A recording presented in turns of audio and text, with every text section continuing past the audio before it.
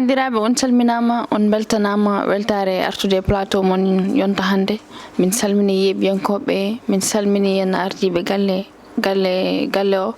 kadi min salmini technicien ji amen mi salmini yen jaari hande arande plateau he saabu haajuji ɗi tan mi salminimo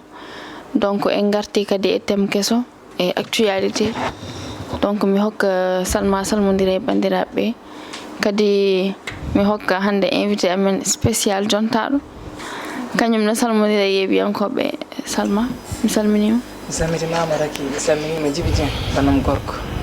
calmini aussi jarete waɗi en manqué hande assalamtu aleykum awladu sénégal assalamtu aleykum awladu mauritanie kalto ɓiɗɗo pullo woni biyo o mbimi e mbimami a salminama a juurama a mantama amanama hande noon tem pattam lamiji min gaddani weɓata salma no mbirumi ni tan hande invité amen saaha kala on nanata min calminamo sabu golle ɗe kanko nangata hen gorko moƴƴo kala ko kalɗamo en heeƴe makko kanko hecci min kono dal hamin tampinimo ko neɗɗo moƴƴo dal ala ko mbawmi haalde sona ko neɗɗo moƴƴo tan kala ko feewi ɗo tan ko kanko e yaadiɓe makko ɓe Djiby Dieng mi salminima madame Ndiaye Raky Diallo mi salmitimama salmini kadi holno mbiya Salma walla wi haala inde wonde no accumi ha toon quoi mi salmini Salma ko noon kadi en calmini dendagal heeɓoɓe Ayaw Pini TV moni kala ɗo wawi wonde no wawi wonirde en mbi ɗum salamu aleykum asal a jarama weltanama donc hande garten ko e actualité oɗo saaha oɗon gandi wuro ngo ene jiiɓi banggue yo banggue woni banggue showbiz o banggue étudiant ji ɗi kadi e banggue professeur aji ɗi hande on ji professeur aji ɗi mbaɗi ko débrayage université kadi ça fait 3 mois étudiant ji ɗi ene mbaɗa réclamé bulletin ɗo bourse ji munen donki hebde watti hen haaɓe gudda henna restaurant kuddu ɓe haɗa ñamde ha joni étudiant ji jata ko e beddaji ene guelo ngam dañde ko ñaami ene yurmini kadi police aɓe ene golloɓe golle bonde ha Allah waɗi on étudiant wiyeteɗo Abdoulaye Ba Salma sanki toon to université kadi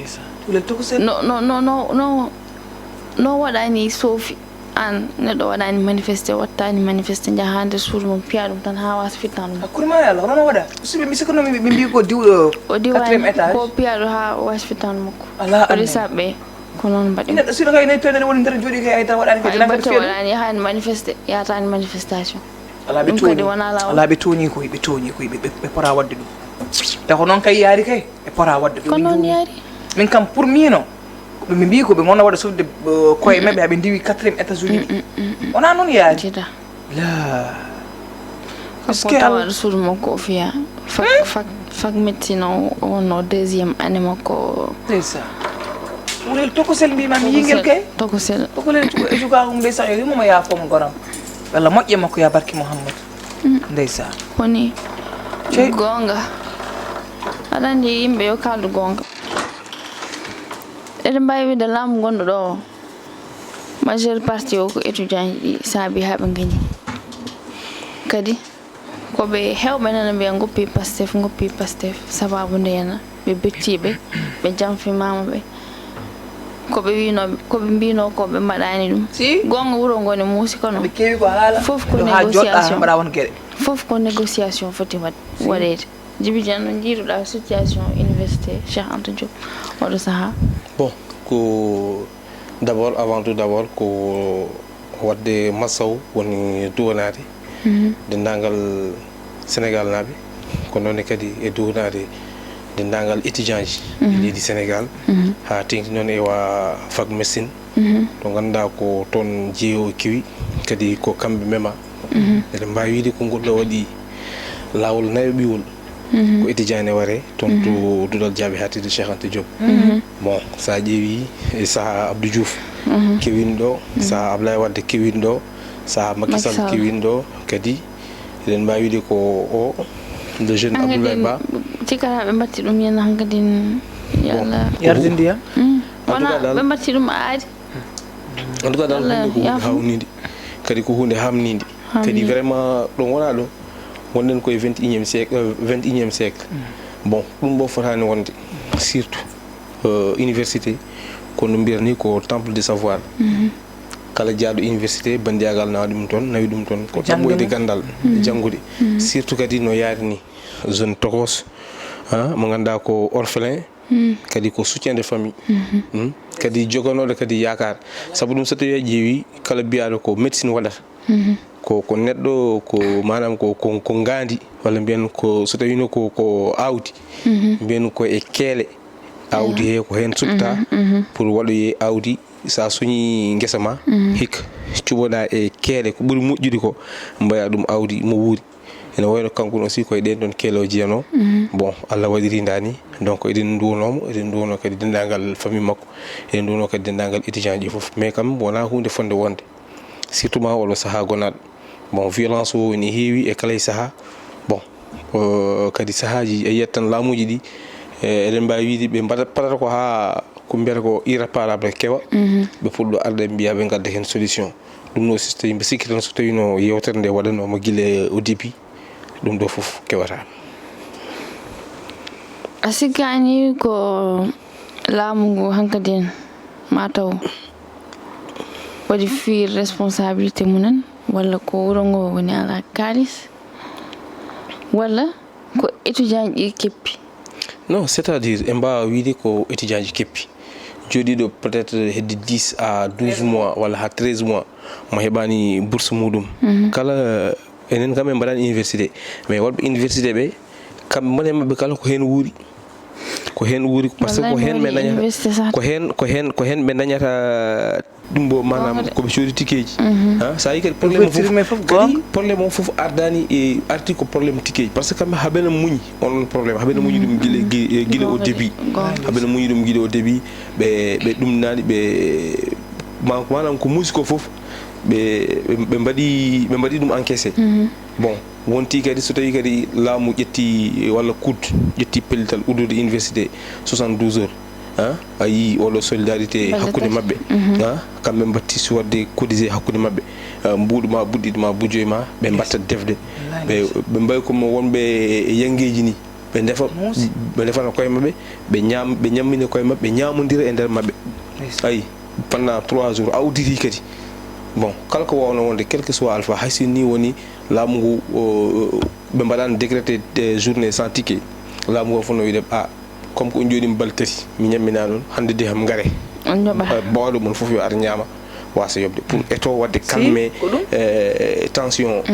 mais so tawi kadi wonti kamɓen aussi ɓe gaari ɓe mbi ko pat ɗum kadi ɓooyi yiyede université wona e ɓeɗo tan wona ɗo tan kadi fuɗɗi journée sans ticket ɓooyi yiyede université kala e saaha a yiyat ɓe so bourse uji tardi arde walla so woɗi to kewi kam étudiant ji ɓe mbaɗat décrété journée sans ticket pour wawde kamɓen aussi ɗum ko hen jeeya donc noon wadde ko wawno wonde foof dal ko kardigal fonno wonde hakkude laamu ngu gonga sa ardima ko ɓesgu ma gardiɗa hen saaha jaɗi hen taw ɓiye tiɗɗo hoore mais a arta tan piyama a heɓat ɗo aɗa fundodira e makko laamu ngu aussi ne fonno fundodira e makko aɗa min jaafoɗa no mi kuppanima amin ko haawi kam mi haala he ay au début mi sonko suwa jooɗade nde omo wiyanno ini élève aɓe ɓe gona soldat ji ɓe ngala droit tawede ɓe goɗo e pi walla ɓe mbare noon wiyanno o wima bourse c'est obligatoire noon wiyanno par ce que élève aɓe ko hen ɓe coodata foof mabɓe ma yi ganduɗa hoore ma ala moyen bourse muɗum hen ko hen waɗi basé o kadi mi haalatma ɓe wonɓe université ɓe hewɓe hen gummi koye guure manam guure taariɗe ko ɗum noon jomum noon wadde a wawa wadde fadde wadde ha jomum yimɓe sukaɓe élève a mballuma ha jooɗɗa gara a waɗa poɗɗa wadde ko en tant que premier ministre aɗa haala glace o a jooɗo ɗum kam ɓooyi ɗum kam ɓooye sénégal ɓooye sénégal politique so tawi ittaka université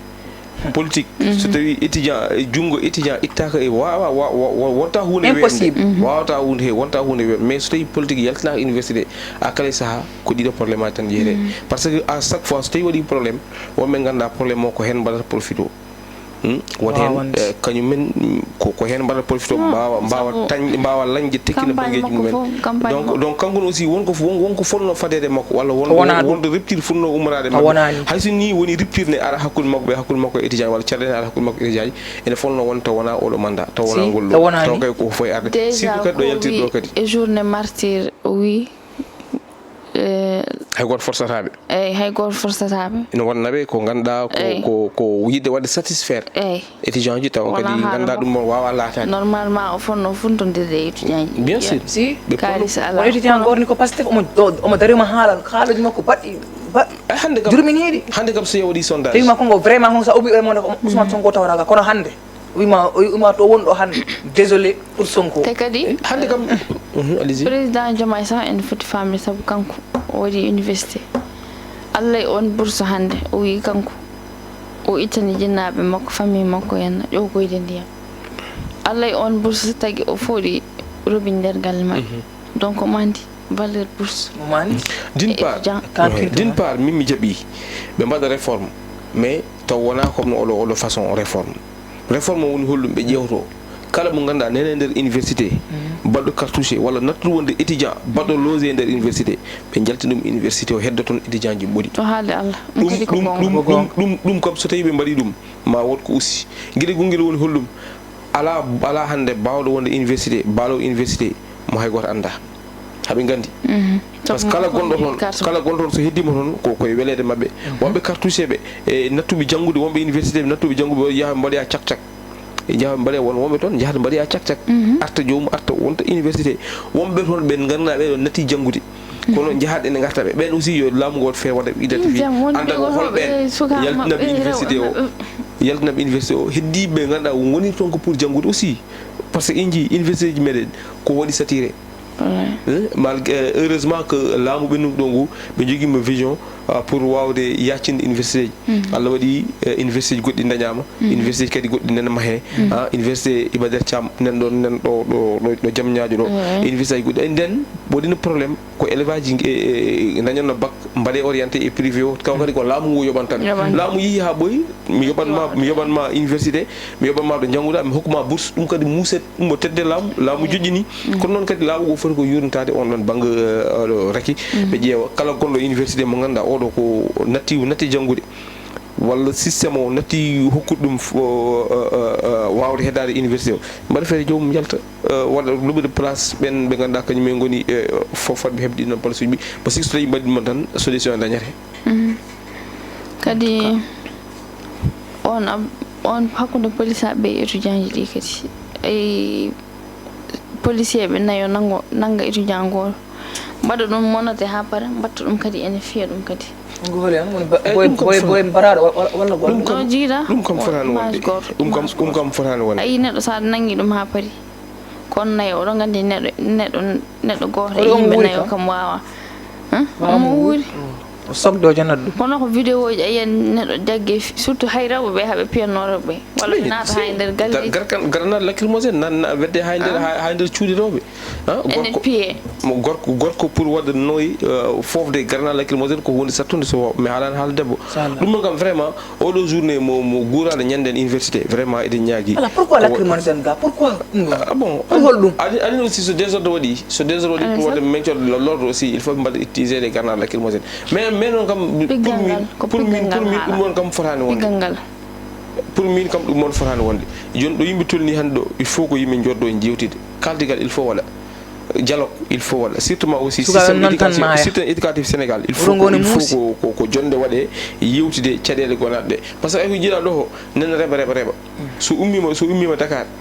otolla watta ene wawi yaha Thiès ene wawi yaha Saint-Louis ene yaha université fo jaɓa te ɗum mo fof so waɗi ko crise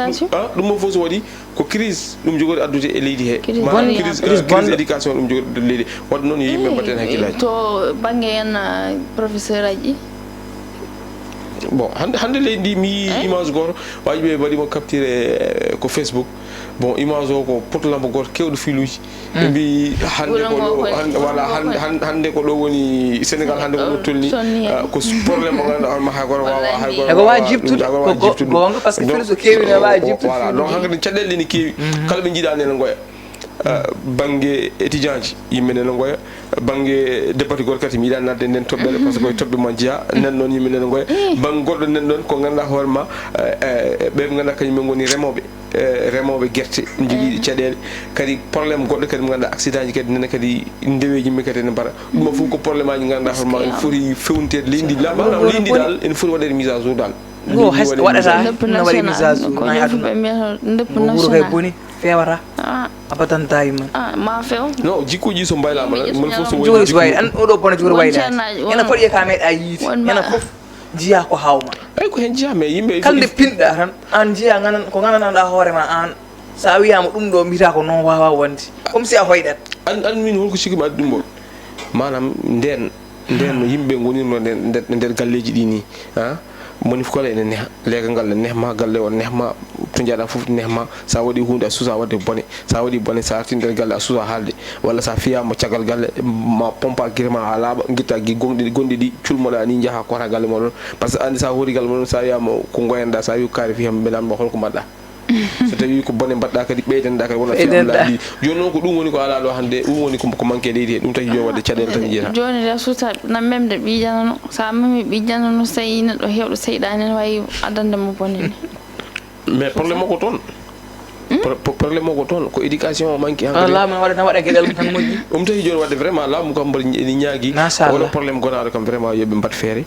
yimɓe jalta e oɗo probléme par ce que nena ɓooya guila ma won hande guila ɓe jooɗi ha joni ko même probléme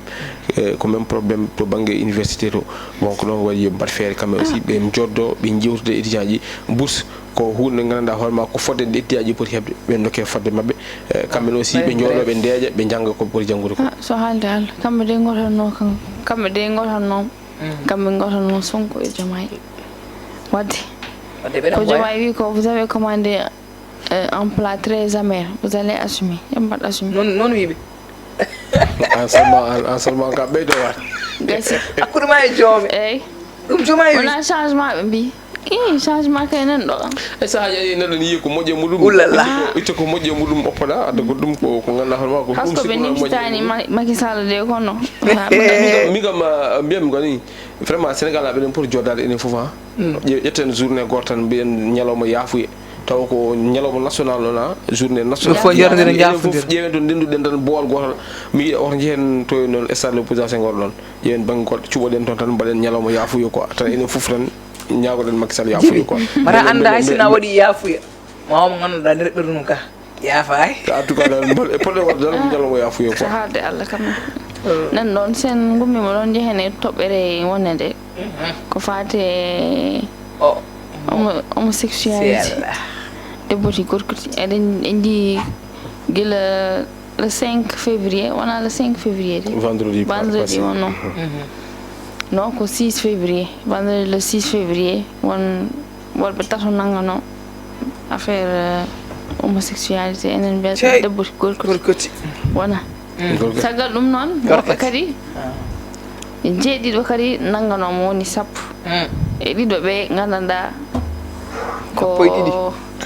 jimowo kadi animateur mawɗo biyeteɗo Pape Cheikh e Djiby Dramé oppotolo o wi Dramé kaɗo lolli mbiye Dramé tan kaɗo jogora wi Dramé Djiby Dramé wiyete caggal nde ɓen sappo nanga jeeɗiɗo hen ene gonde rafi on biyeteɗo henna boros VIS haɗa pula wi ɗum boros e ɗum noon ɓe mbi kamɓene ɓe gondino e woɓɓe kadi kamɓe teyi aɓe daaba kadi heddiɓe hunde hulɓinide ha oɗo saaha hewɓe ne mbiya goppi henna cangarti goppi zina woto goppe continue oɗo continue wallahi continue kono gonaɓe lefta heddiɓe min kam jurɗumi hen tan min e oɗo ka ko rewɓe ɓe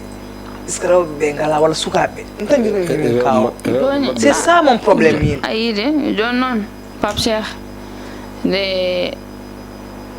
o namdade ɓe mbi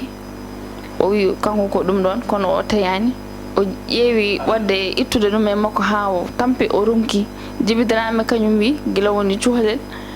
won mbaɗannomo ɗeɗo gueɗe bonde ha hankkadi o wowti o natti wawde accude kankone kamɓe noon moni fof nena Rebeuss o nena chambre 42 ɓe mbi Pape Cheikh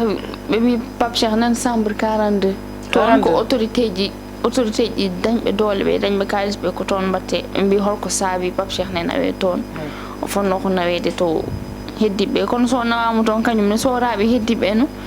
woɗɓe gandanɗa ɓolɓe gonta e prison ngaji 200 personnes e nder prison goto sirani Djiby Dramé kañum ne nana chambre 21 kanko o huccite ko e administration pénitentiaire woni gardoɓe toon ɓe suudu makko toon hucci aɗa wawi yaltude ni ɓe mbi kadi to wonɗo ko toon ɓen garta siwde ata e aɓe ɓen ɗon joni commandant de dépôt ɓe mbaɗa enquête o nana continue ko ɗo min kam Djiby Dieng yummam aɗa min ko haari kam e programme Djiby Dieng Djiby Dieng yummam hunde ne boni sifa mimi anda ko gorko yiye gorko kono muɗum saha mbiya gorko yo won sukama min namdimama putain de merde kadi oɗo Pape Cheikh jiidi ɗo goto far goto yo kammin indi suka Mamadou Lamine Dieng kammin indi suka wona Mamadou Lamine Dieng de wona Dieng o Mamadou Lamine Dieng woni banquier o banquier kam min nangani nde Doudou Lamine Dieng si ko Doudou Lamine Amadou Lamine wona ɓeyde ko to an adda Doudou Lamine Dieng jinnomi wiide inde de on woni suufa mabɓe on kañum ne waɗi avoué wi Pape Cheikh ne welamo Djiby Dramé ne welamo kamɓe gonduno kamɓe totoɓe on wattaɓe on dognataɓe dal kamɓe goni rewɓe joni ari reki ala hakkude en debbo d'abord il faut pas men anini oɗo saaha joni koye enquête wona en mbawata woɗɗoyde hen en mbawata aussi waddeɓe accusé ha woɗɗoya kono kam koye enquête wona en tant que jomumen mbaɗa ko jugé saabu kadi ɓe mbinde Pape Cheikh huccite en juge premier ɓe mbi ay par ce que kalko sali kadi o wi o waɗi niye kadi kalko nanten ɗo koɓe wi ɓe mbi eyyi koɓe mbi meɗen tawaka ɗum enquête aji ni ɗum min ji koye enquête wona koye enquête aji ɗi kala koɓe jeddani aduna kala ko winda koko winda wiya ni ene woodi en jeddani en mbawa en mbawa wiide koɓe ɗum ɗon ɓe mbaɗi en mbawa wiide koɓe ɗum ɗon en mbawa wiide wona ɗum ɗon en mbawa oɗo joni wona koye aɓene juuɗe laamu aɓene juuɗe laamu kadi wona koye manam ɓe aɓene juuɗe laamu kadi wona koye losko koye enquête wona en tant que jomum en mbaɗa ha jugé enen kam déjà présomption d'innocence en dokkat jomum présomption d'innocence ko heddi ko noon so tawi ha jomum jugama ñawama eɗen mbawi ɗumen enen dal ko les faits jomumen jaggama nanayi ɗum o kadi gillen ha joni jomumen jeddani en mbawa wiide jomumen wona ɗum ɗon ko dimɗi hen wona ɗum on ko heddi ko noon min mi wawa famde min kam mi wawa famde ha joni je me demande holno gorko jimirta e gorko hono muɗum en tout cas bon rewɓe mbayi hewde hande e aduna ni te Allah ne wima yambat ha nayo si nayo ɗum nana ko ɓuuri men hawde mi hen ɗum nene yo gandama e forde kamɓe ɓe ñanan rewɓe mabɓe ha cikka wona ɗum ɓe goni taw noon rewɓe pour ha waɗa couvrir kamɓe homosexuel no woodi e bisexuel Pape Cheikh ko Pape yalla yafumi ni mais ɓoyi ɗum cuumede ko bisexuel so tawi ko haala ko gonko bisexuel fitti ko an aɗa wawi wondude e rewɓe aɗa wawi wondude e worɓe kanko noon o wi kanko noon ko noon Allah waɗirimo o wawa accude kadi won ɓe mbi kanko mo wonde ñawo gila 2019 avant 2019 woni ñaw ɗum VIH o sabu won mbaɗnoɗo mo porté plainte 2019 wiyeteɗo Cheikh Diop wi kankoraɓe mo affaire o on noon gila nden on soha ɓe mbaɗi arrangement on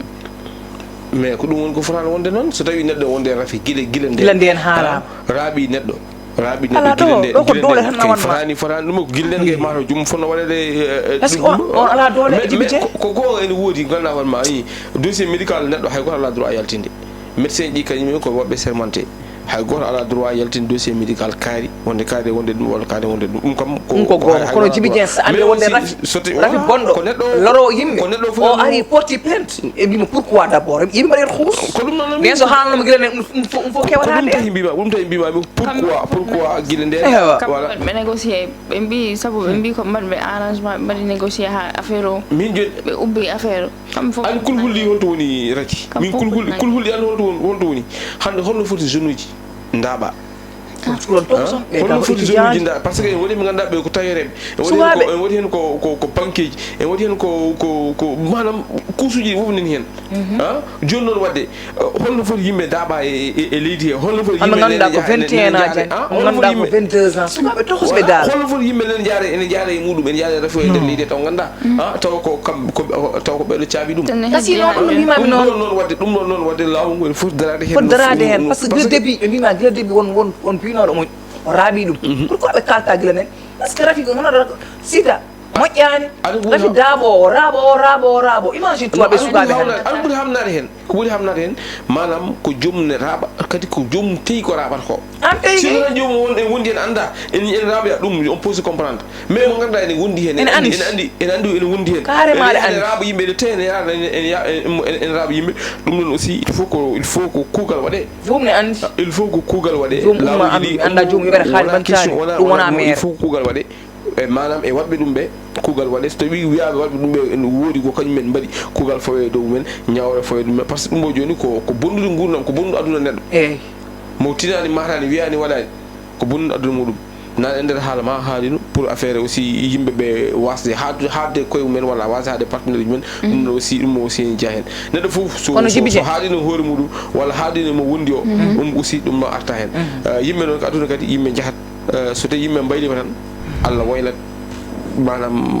aduna o kadi yaada no yimɓe jaadani yimɓe mbatta hakkillaji goto foof toppito hoore muɗum jibiɗe ay aduna si ta vie est pourri pas celle des autres ouais c'est ça aduna ma so boni aduna boni mais oɗo bon aduna heddiɓe ɓen ils sont innocents e cukoron tokoson ine affaire o wallahi affaire oɗo o lobby affaire o wonko woni hen ko lobby kay par ce que mi wawa famde min gonda rafi ma ha para ganda won aɗa wonde o rafi a raaɓa ɗum woɓɓe ɗum mais waɗi weccen affaire o wonto feeñiri ko tubac goto si ko ɗum fotata wonde affaire o wonto feeñiri ko tubac goto france naju kañum ko kañum woni dow ko justice français waɗi contacté justice mo leydi sénégal Pierre Robert ko justice français waɗi contacté justice sénégal pour beele wonde ko ɗum tawi ko ɗum addi ɗum ɗo foof par ce que ɗum addi ɗum fof so wona ɗum toon ɓe guurat haaɓe maya taw kadi won animateur goto gonɗo mo wontuno e même groupe kañum meeɗi haalde hono kaɗo haala mais yimɓe mbatta yaltina on riwa en jiiɗa haalde en jiiɗa rewde inde mais won sokaali mbimi fof ne gandi mo kalde on riwa saabu ɗum noon donc no wadde ko woyndanit kewi oto wiye tan koɓe mbawi mbiyata ko Coumba Amoul ndey Coumba am ndey e Coumba Amoul ndey so hunde kewi yo ƴeewe gonga joom gonga hokke gonga muɗum mo ala gonga wiye an ko an heyde fenade mbajeɗa hawna ma artide hakkille ma o jotɗa mbayano yimɓe mbayi noon de ono aduna on joni gonga ala gonga ala joni ko doole rek sa jogui puissance tan ala ko ɗumɓuɗa wadde aduna ɗum mbiyan noon tan ko dañde doole tan si saabu ayi oɗo probléme won mbaɗo émission yejjitino wiyete kadi o wi oɗo probléme woɗɗota saabu janggo e jaam woɗɗota mais affaire o ɗum mo ñifi ɗum systéme oɗo probléme kewɗo université o ñifi ɗum ñifi ɗum ɗo ɓe ndewata ha ɓoya ɓe mbaɗe manade bo ala ko tawi ɗum ɗo ko lobby te kalde ɓe gasi won koye ɗe ganduɗa hoorema ma sikkano yakoraki sikkano a yaako ma jat ko ɗum tawi a ɗum o ko kewɗo université ñande ko ubbat ɗum joni yimɓe ndewata ko université ko ha jejjita ɗum ka min wima ɗum jinnomi wiide joni ay ɗum so asa yeehi nder janggo e jaam mayi ko hawma kadi ɓe gandanɗa a sikkano ɗum kadi ko gacce ni wontata e ma ko mbiyata koto sinno jamma yana ha ɓooya weeta wallahi mayi ko hulɓini kono Allah watta ɗum kono Allah ko moƴo Allah heewi suturu wallahi ko wiyata ko ivoirien je mbiyata ko la nuit c'est la nuit tous les temps la nuit c'est la nuit tous les chats sont gris en tout cas dal yo Allah waɗane jaam dal kadi oɗo probléme ay probléme ummiri ko to Jeffrey Epstein ayi dossier ji Jeffrey Epstein gila yaltinde kanko Pierre Robert o koye dossier Jeffrey Epstein o won mais ko toon probléme o joni noon ɓe mbaɗi enquête affaire o nena regga kono hay goto anda to haala ko ɗum woni ko mbimami ko hunde eɗen ñaago tan yo Allah waɗane yimɓe anda rafi bonɗo nanɗa nede wuurum rafi bonɗo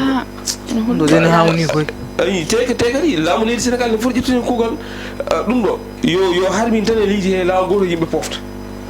so tawi wiyama wayi dagahi kono noon ene waɗa ɗum ene waɗa toléré ɗo henne ɗum tawi ummo kadi courage dimɓe yo nawe assemblée guilay temps harmine e leydi he harminama gasi ɗum wonta wat kala nanguira ɗum ko kilim gasa hankkadi ni yimɓe pofta ɗum pofta de par ce que enne ko onon gonɗon koye ɗum ɗo l'islam yaha gadda en mbaɗo représenté toon mbaɗoɓe représenté hokkoɓe doole ɓen debbo to gorko ti henna toon to leydi France gaddamo ha université mbiya c'est toléré gasi noon c'est toléré obi c'est toléré to gonɗa naro ko gambi to gonɗa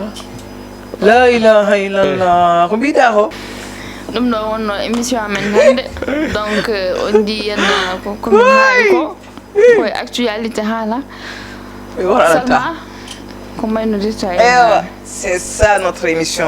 aujourd'hui hey weli wuli safi bon on calminama on juurama on mantama on manama ha dimanche inchallah ɗo e Pindi TV hunde fof mo on jiiɗo on traite les cas comme ils sont merci madame Ndiaye mi salmini dendagal téléspectateur ji Pindi TV donc hokkuɗon aadi tan kadi lawol gongol woni kam weɓata quoi o dokkuɗen aadi tan lawol gongol kadi ko ñaga tan yo Allah waɗane jaam dal yo Allah ɓeydi sutur min a jarama donc ɗum ɗo wonno émission amen hannde kala komin haali hen fewani gandon ko neɗɗo timmani on jarama on beltanama ha dimanche prochain inchallah so hawre welede Allah jaam Allah wone moon merci